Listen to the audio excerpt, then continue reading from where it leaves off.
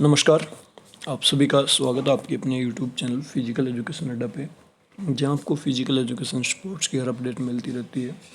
आप सभी जानते हैं कि 23 अगस्त को हरियाणा पीटी एग्ज़ाम का पेपर हो चुका, उसकी अनऑफिशियल आंसर की हमने प्रोवाइड करवाई थी।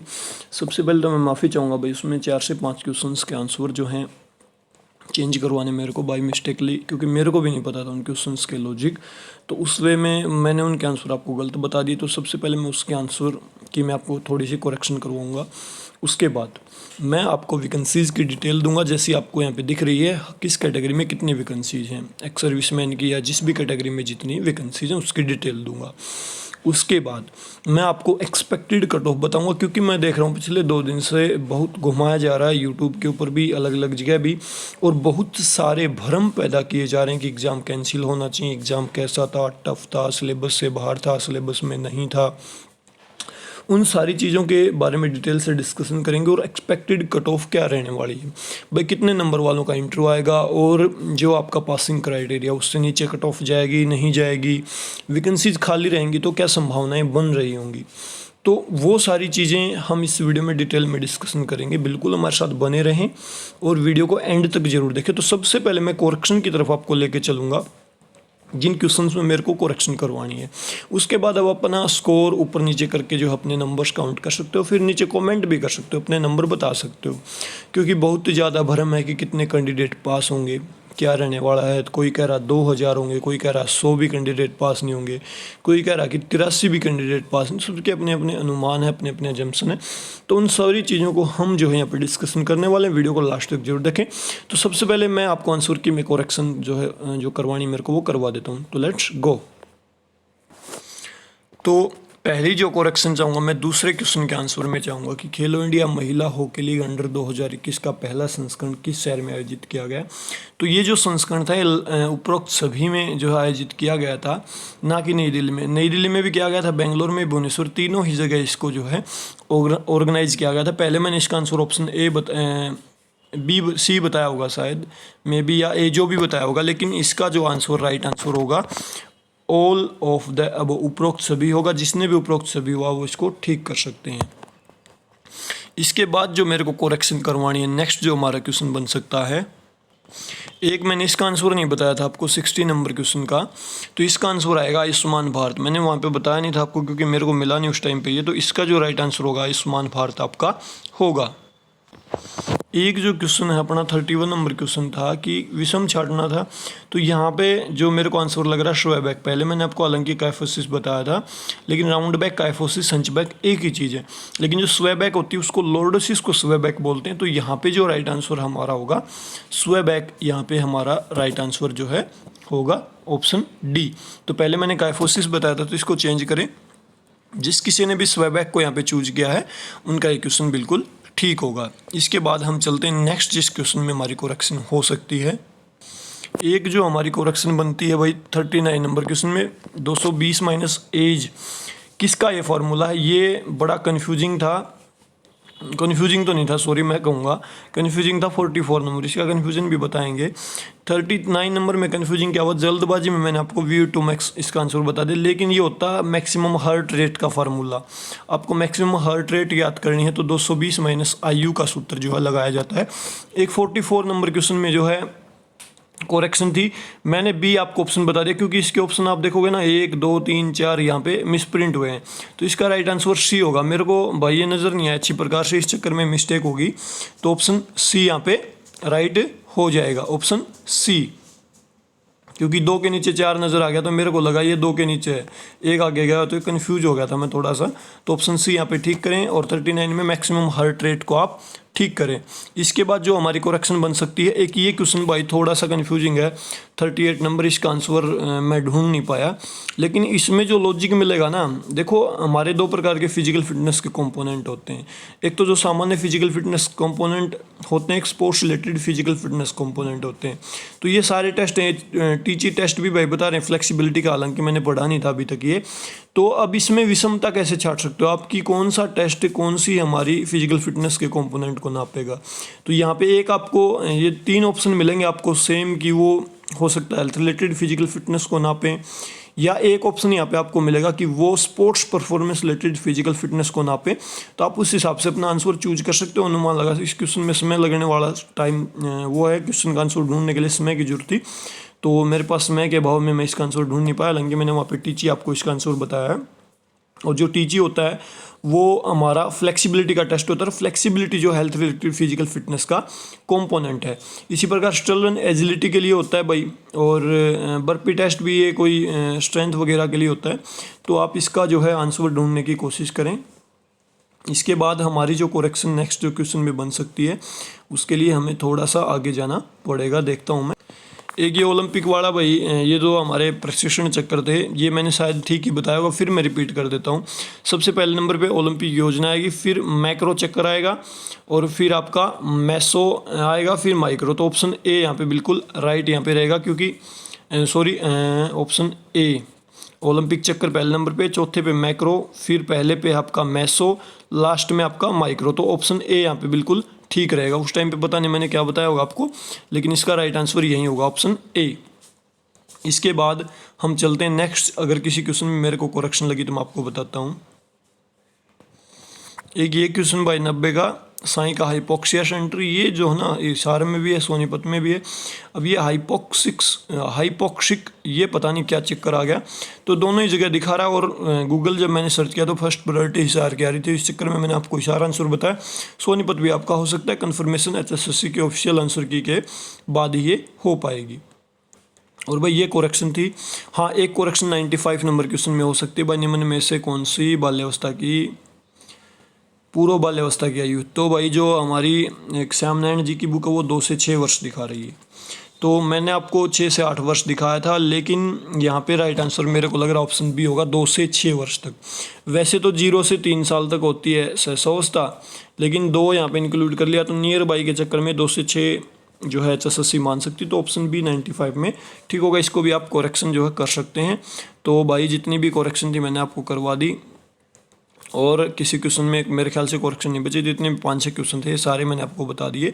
जहाँ पे मेरे को कन्फ्यूजन लग रहा था वही बता दिया। तो अब एक्सपेक्टेड कट ऑफ की बात कर लें, सारे भ्रम दूर कर लें कि क्या रहने वाला है, क्या कट ऑफ रहने वाली है, क्या पेपर रद्द होगा या नहीं होगा, कितने कैंडिडेट पास होंगे, सारी बात कर लेते हैं। तो लेट्स गो। तो भाई सबसे पहले तो वैकेंसीज की डिटेल दे दूँ आपने मैं कि कितनी कितनी वैकेंसी किस कैटेगरी की हैं। और एक बार हम किस जो पेपर था आउट ऑफ सिलेबस था भाई, कोई आउट ऑफ सिलेबस ना था पेपर। हाँ 10 क्वेश्चन 65 क्वेश्चन फिजिकल के आए, तो उसमें से 10 क्वेश्चन आपसे घुमा के पूछ लिए, तो आप ये नहीं कहोगे 10 से 15 पूछ लिए होंगे मैक्सिमम। तो ये नहीं कह सकते कि पेपर आउट ऑफ सिलेबस था। जब आप सीपेड का सिलेबस उठाओगे ना तो सारी चीज़ें आपको उसमें मिलेंगी। हाँ आपकी ग्राउंड मार्किंग नहीं थी, उसके लिए आप HSSC से नाराज़गी जता सकते हो, लेकिन एग्जामिनर जो है पेपर को अपने हिसाब से सेट करता है। वो समय बीत चुका है कि आपको जो है पेपर में 15-20 ग्राउंड मार्किंग मिल जाएंगी। ग्राउंड मार्किंग का काम PTI का होता है, मैं मानता हूँ, लेकिन इसके अलावा भी PTI को जो है नॉलेज होनी चाहिए डीपली। किसकी नॉलेज होनी चाहिए। आप देखो, आपसे विटामिन का नाम पूछ लिया, विटामिन B12 का साइंटिफिक नाम। अगर मैं डाइट की नॉलेज है तो बच्चे को तो हम नॉलेज देंगे ना। आप मेरे से नाराज़ ना हो ये बात सुन के कि मैं क्यों लेक्चर दे रहा हूँ आपको, लेकिन ये हमारे सिलेबस की बातें हैं। देखो विसल बजाना, गेम करवाना एक हमारे डिपार्टमेंट का काम है, लेकिन उसके अलावा हमें बच्चे को डाइट की भी बतानी पड़ती है, या खेल के दौरान कौन से जो है नियम लग रहे हैं, कौन सी साइंस काम कर रही है, उसके बारे में बताना होता है। आप नाराज़गी जाहिर कर सकते हो क्योंकि हमने अभी तक एक्सपेक्ट नहीं किया था कि ऐसा भी हो सकता है, लेकिन आप पिछले कुछ साल के KVS, NVS, DSSB के पेपर उठाओगे तो बिल्कुल एज इट इज ये लेवल ऊपर जा चुका है। अब आप उस लेवल के नहीं हो जैसा पहले सोचते थे। और सरकार की मंशा साफ थी कि पेपर को, सरकार की नहीं कहूँगा मैं यहाँ पे, HSSC की मंशा साफ थी कि पेपर को घुमा के मारा है। और रियल में 1983 की बजाय सरकार ने 500 वैकेंसीज को मुश्किल से फिलअप करने की सोच के यहाँ पे पेपर को इस लेवल तक बढ़ाया है। ठीक है, तो वैकेंसीज की डिटेल मैं आपको दे दूं। और पेपर भाई ये जो भरम फैला रहे हैं ना कि रद्द होगा वो होगा, कुछ नहीं होना, कुछ आनी जानी भी नहीं है। अब सारी बात क्लियर कर दूं मैं। ये सरकार है, क्लर्क का पेपर भी आउट हो चुका है, आउट हुआ है नहीं, वो उस टाइम पे भी जिक्र चलते थे, क्लर्क का पेपर आउट, तहसीलदार का पेपर आउट, हर पेपर में चलते हैं जिक्र। लेकिन HSSC ने साफ मना कर दिया, कोई पेपर आउट नहीं था, सब कुछ ठीक ठाक रहा। तो मेरे ख्याल से भाई पेपर रद्द होने के तो चांसेस आपके 0 बनते हैं। हाँ आपका स्कोर क्या रहा, वो आपकी जो भी मेहनत थी, या भाई उस दिन आपका आपका कैसा मूड था पेपर में, कैसा कॉन्फिडेंस था, उसके ऊपर डिपेंड करता है। उसके ऊपर मैं कोई कमेंट नहीं कर सकता, वो सबकी इंडिविजुअल साइकोलॉजी होती है कि हम सामने आ रही प्रॉब्लम को किस प्रकार से टैकल करते हैं या किस कंडीशन में किस प्रकार से रिस्पॉन्स करते हैं। तो वैकेंसीज की डिटेल दे दूँ मैं आपको भाई। पीटीआई की पोस्ट थी 1983, तो जनरल की जो वैकेंसीज थी यहाँ पे 940 थी। SC A 200, SC B 200, BC A 318, BC B 216। Ex serviceman general की यहाँ पे 72 वैकेंसी थी। एक्स सर्विसमैन SC A की यहाँ पे 2, एक्स सर्विसमैन SC B की यहाँ पे 2, एक्स सर्विसमैन BC A की यहाँ पे 7, एक्स सर्विसमैन BC B की यहाँ पे 7। बता दूँ भाई ये डाटा मेरे को व्हाट्सएप के थ्रू मिला है, अब ये कितना सच्चा है ये मैं क्लियर नहीं कह सकता, लेकिन मेरे ख्याल से जैसा भी है ये रियल होगा, उम्मीद ये करते हैं। अब एक्सपेक्टेड कट ऑफ बता दूँ भाई मैं, देखो क्लियर कर दूँ एक बात, आपका जो क्राइटेरिया था, आपका जो भी क्राइटेरिया था उस क्राइटेरिया पे कट ऑफ रहने वाली है। जनरल के लिए 50% मार्क्स लेने कंपलसरी थे, बिल्कुल कट ऑफ यहीं रहेगी। SC BC के लिए जो है आपके 45% मार्क्स लेने कंपलसरी थे पेपर में, 200 नंबर का आपका मार्क्स था। बता दो भाई जनरल को यहाँ पे 100 नंबर लेने ज़रूरी थे। हर हाल में 50 क्वेश्चन ठीक करोगे तो ही आपको इंटरव्यू के लिए कॉल की जाएगी।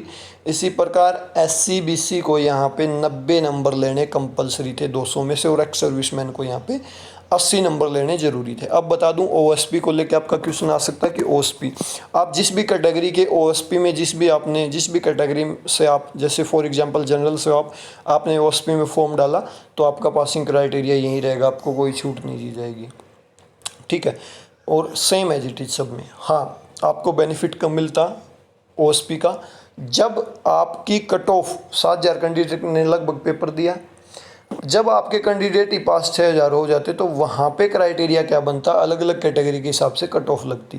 लेकिन अब तो यहाँ पे फेल हो रहे हैं कैंडिडेट, पास ही नहीं हो रहे, पूरे पासिंग मार्क्स ही नहीं ले पा रहे, तो एक ये भरम फैलाया जा रहा है कि कट ऑफ डाउन आएगी, 50 से नीचे चली जाएगी, वैकेंसी खाली जाएंगी, तो लेकिन सरकार को कोई मतलब नहीं आपकी कितनी वैकेंसीज खाली रहती हैं। DSSB में ऐसा हो चुका है। DSSB में 40% का क्राइटेरिया रहता है जर्नल के लिए, बता दूँ आपको मैं। वहाँ पे जो कट ऑफ 80 नंबर पे गई थी, वैकेंसीज खाली रह गई थी, लेकिन नीचे कट ऑफ नहीं आई थी। कट ऑफ नीचे उस किस बिहाफ पे आ सकती है ये भी क्लियर कर दूं, मैं आपको बता दूं। जैसे DSSB की जो कट ऑफ थी 40% पे लगनी थी, 80 नंबर लेने थे 200 में से, लेकिन वहाँ पे क्या हुआ, कुछ क्वेश्चंस पे ऑब्जेक्शन लग गया तो DSSB ने कुछ क्वेश्चन हटा दिए। उसके बाद टोटल नंबर 194 बने, 194 का 40% निकाला तो 76 पे आ गई कट ऑफ। ना कोई ग्रेस दिया जाता है, हाँ क्वेश्चन घट गया तो फिर कट ऑफ अपने आप डाउन चली जाएगी, क्योंकि वो क्वेश्चन हटा दिया जाता है। और HSSC ने भैया ऐसा कोई क्वेश्चन नहीं दिया जिसको वो हटाएगी मेरे ख्याल से। हाँ कंफ्यूज जरूर कि आपको जैसे बंसीलाल के सामने लेगा लगा दिया उसका गोत्र, तो आप कंफ्यूज हो सकते हो कि लेगा क्यों लगा दिया भाई, लेकिन वो HSSC का माइंड सेट है, किस हिसाब से पेपर को सेट किया एग्जामिनर ने, ठीक है। तो मैं बता दूं भाई कट ऑफ जनरल की यहाँ पे 100 नंबर पे रहने वाली, SC BC की 90 नंबर पे, एक्स सर्विसमैन की 80 नंबर पे। ज़्यादा भरम में ना पड़े, ना नीचे जाने वाली, हाँ नीचे जा सकती है अगर कुछ क्वेश्चन हटते हैं तो फिर उसमें से कट ऑफ बनेगी। लेकिन आप ये सोचो कि वैकेंसी खाली चली जाएगी, ये डांडस जो भी आप कहते हो ना, वो बंधाते हैं, डांडस बंधाते हैं, क्या बोलते हैं उसको, तो ऐसा कुछ नहीं होने वाला। आप अपने दिल को समझा सकते हो, आपने जो तैयारी की उसका रिजल्ट आपको मिला है। बहुत सारे लोग ऐसे हैं पिछले 3 महीने से अच्छी तैयारी करें, उनका स्कोर अच्छा भी है। मैंने शुरुआत में जब मेरे पास रिक्वेस्टें आ रही थी ना लगातार कि सर ग्राउंड मार्किंग करवाइए, मैं हालांकि चाहता नहीं था करवाना, मैं सही बताऊं, क्योंकि मेरे को पता है कि आजकल मुश्किल से 1-2 क्वेश्चन ग्राउंड मार्किंग के आते हैं। फिर भी बार बार रिक्वेस्ट के बाद मैंने उसको पूरा करवाया, सारे लगभग गेम्स को मैंने कवर किया। हालांकि रैपिड कोर्स में भी मैंने रैपिडली अलग अलग गेम्स को कवर किया, लेकिन आजकल जो फिजिकल एजुकेशन का लेवल है वो चेंज हो चुका है। आप अब उस दौर से आगे निकल चुके हैं। उस टाइम पे होती थी ये बातें कि आ जाती थी 2015 से पहले ग्राउंड मार्किंग। अब पेपर का लेवल बिल्कुल चेंज हो चुका। हम साइंटिफिक लोग हैं, हम अपने डिपार्टमेंट में बदलाव देख रहे हैं और ये सही भी मानता हूँ मैं। आप मेरे से नाराज़ हो सकते हैं अपने निजी उसको लेके। सरकार की बहुत, मैं देख रहा था जब PTE भर्ती रद्द हुई तो बहुत सारे लोग पीठ थपथपा रहे थे जो 2006 में ना लग पाए थे। जब उन्होंने पेपर देखा तो वो सरकार को गालियाँ निकाल रहे हैं कि पेपर तो आउट ऑफ सिलेबस था। ये हमारी धोरी मान सकता है, सारी चीज़ें नहीं हो सकती हमारे अकॉर्डिंग। मैंने पहले ही बताया था सरकार निकम्मी है, सरकार हमारे बारे में नहीं सोचती कुछ भी, सरकार अपने हिसाब से फैसले लेती है, खट्टर सरकार है। इसने 1983 की नहीं सुनी, अभी आपकी भी नहीं सुनेंगे। मेरे को नहीं पता ये गलत हो रहा ठीक हो रहा है, लेकिन पेपर का लेवल हमारे सिलेबस के अकॉर्डिंग था। आप उस सिलेबस को डिटेल में नहीं पढ़ पाए तो वो आपका फॉल्ट है। बहुत सारे क्वेश्चंस तो ऐसे हैं जो मैंने करवाए हैं। अब आपसे एचएल संधि नहीं है पूछ लिया तो क्वेश्चन की लैंग्वेज चेंज कर दी। तो आपने अगर हमारा जॉइंट का वीडियो देखा होगा तो मैंने वहाँ पे स्पष्ट तौर पे बताया कि कार्पस जॉइंट किस प्रकार का जॉइंट होता है, एचएल संधि कौन सी होती है, चल संधि कौन सी होती है, फिर चल संधि के अलग अलग जॉइंट्स मैंने आपको बताए हैं। तो वहाँ पे क्लियरली मैंने हर एक चीज़ करवाई। तो आप ये नहीं कह सकते। जिसने वीडियोस क्लियरली देखे होंगे और उस टाइम पे सीपेड को सीरियसली किया होगा वो लोग डिजर्व करते हैं जॉब के लिए, और वो आज एग्ज़ाम को भी क्लियर कर जाएंगे। हाँ, बिल्कुल ही किस्मत फूटी हुई है तो भाई 1-2% से आप रह भी जाएंगे, और ये चीज़ मेरे साथ भी हो चुकी है। मैं स्टेट में 1 नंबर से रह गया था, मेरी हरियाणा की डिप्टी की नौकरी चली गई उस 1 नंबर के कारण। मैं ये मानता हूँ कई बार होती हैं चीज़ें, लेकिन भरम मत फैलाओ भाई। सिलेबस में थी सारी चीज़। जब आप सीपेड का सिलेबस पढ़ोगे ना तो आपको पता लगेगा कि ये हमारे सिलेबस से ही था। ठीक है, आप सिर्फ गेम मार्किंग को पढ़ के ये नहीं कह सकते कि ये गेम्स की मार्किंग ही एग्ज़ाम में आएगी। वो सरकार तय करेगी। सरकार ने रीजनिंग मैथ नहीं दिया। बहुत सारे मैसेज मैं ऐसे ही पढ़ रहा हूँ व्हाट्सएप ग्रुप में कि रीजनिंग मैथ क्यों नहीं दिया, जब स्पष्ट तौर पर उन्होंने सिलेबस में लिख रखा था जीके आएगी, हिंदी इंग्लिश रीजनिंग आएगी, हिंदी इंग्लिश और जीके आएगी और फिजिकल एजुकेशन आएगी। तो आप कैसे इल्ज़ाम लगा सकते हो? रीजनिंग मैथ आ जाता तो इल्ज़ाम आप लगाने में सबसे आगे मिलते कि रीजनिंग मैथ क्यों दे दिया। टाइम के मामले में एचएसएससी की आलोचना जरूर करूँगा, क्योंकि 75 मिनट की बजाय कम से कम 90 मिनट होनी चाहिए थी इसमें।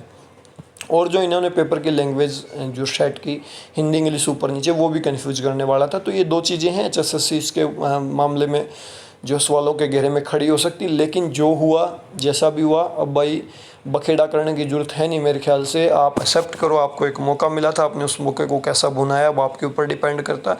आपके लिए कोर्ट के दरवाजे खुले, बिल्कुल जा सकते हो। मैं नहीं कहूँगा कि ना जाओ, हाँ, लेकिन उन लोगों से बचो जो आपको अकाउंट नंबर दे रहे हैं, इस अकाउंट में पैसे डाल दो, हम कोर्ट में केस करेंगे। कुछ नहीं होना भाई। बहुत सारे केस डिसमिस हो चुके हैं। सरकार अपनी चाल से चलती रहेगी। आप कितना हाथी अपनी जो है मगन रहेगा और आप कितने ही भोगते रहो। ये हाथी की तरह, मस्त हाथी की तरह सरकार है। इसको कोई मतलब नहीं जनता से, मैं क्लियर कर दूं।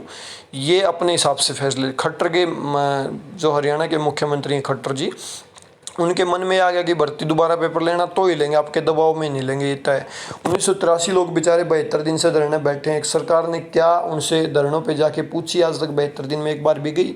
वो लोग मंत्रियों के पास जा रहे हैं, मंत्रियों के पैरों में लेडीज अपने बेचारी दुपट्टा रख रही। तो आप सोच के देखिए कितनी निर्दयी सरकार मानता हूँ मैं इसको। बिल्कुल भी फ़र्क नहीं पड़ता इन लोगों को। तो आप बिना काम के भाई भ्रम मत फैलाओ। ठीक है, जो भी हुआ जैसा भी हुआ। और भाई उन लोगों को बधाइयाँ जिन्होंने ये जो है क्रॉसिंग मार्क्स जो क्रॉस की। अब कितने कैंडिडेट पास होंगे वो भी एक अनुमान की बात है। तो मैं बता दूं भाई, मुश्किल से 500 कैंडिडेट पास होंगे। मुश्किल से 500 कैंडिडेट यहाँ पे पास होने वाले हैं। एक चीज़ और बता दूं, जो 1400 वैकेंसीज खाली रहेंगी, पीटीए का सरकार कैडर ख़त्म करी तो वहाँ पे चांसेस बन रहे हैं कि टीजीटी की अच्छी वैकेंसीज आ जाएँ। भविष्य में टीजीटी की अच्छी वैकेंसीज आ जाएँ।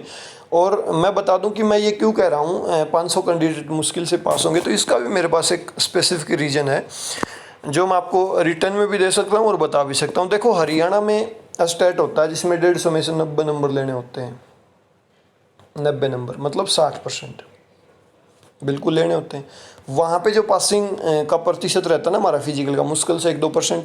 आप देखोगे जो पीजीटी के, मैं पीजीटी की बात करूँ, देखो बहुत सारे लोगों ने पेड कर रखे और फॉर्म भी अप्लाई करते हैं। तो वहाँ पे पिछले 2 साल से सिर्फ 41 कैंडिडेट एस्टेट कर पाए हैं, 150 में से 90 नंबर ले पाए हैं।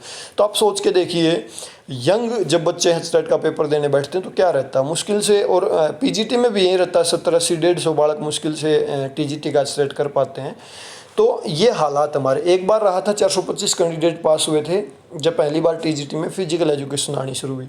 उसके बाद रिजल्ट हमारा लगातार डाउन जा रहा है, 250-200 ऐसे लोग पास होते। तो नए बच्चे जब इस प्रकार सेट करें तो आप सोच के देखिए, मैं 500 की लिमिट मैक्सिमम बता रहा हूँ आपको।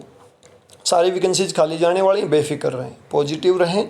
जिसका जितना स्कोर है उस पर खुश रहे। जो 50 नंबर ले रहा है ना भाई, जनरल में 100 नंबर ले रहा है, वो अपना रजाई के अंदर सो जाओ, पैर तान के, कोई फ़र्क नहीं पड़ता, पैर फैला के। ठीक है, इंटरव्यू 25 नंबर का होना, फॉर्मेलिटी का इंटरव्यू का। आपको इंटरव्यू के लिए किसी प्रकार की कुछ सोर्स ढूंढने की जरूरत नहीं, अपनी पॉजिटिव रहें, मस्त रहें। ठीक है।